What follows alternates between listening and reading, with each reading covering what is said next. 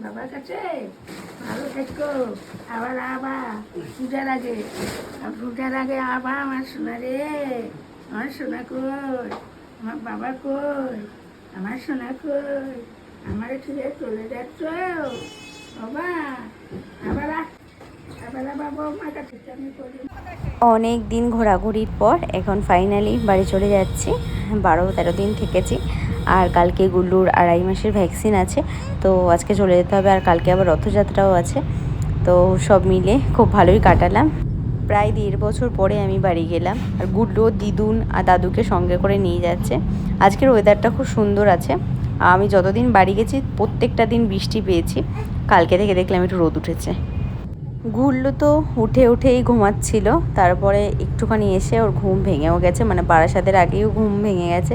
অন্যদিন ঘুমায় গাড়িতে, মানে যেদিন আসছিলাম ওদিনকে পুরো সারা রাস্তা ঘুমিয়েছিল। আজকে একটু ঘুমিয়ে সারা রাস্তা ট্যাপ ট্যাপ করে তাকিয়ে আছে। আর কান্নাকাটি নেই, সুন্দর এসছে। আর আস্তে আস্তে বাড়ি আসার পথে ঘুম চলেও এসছে। আর এখন নতুন একটা অভ্যাস হয়েছে, সারাক্ষণ হাত মুখের মধ্যে দিয়ে চুষতে থাকে। তো অনেকটাই চলে এসেছি, দেখি ওর রিয়াকশানটা কী।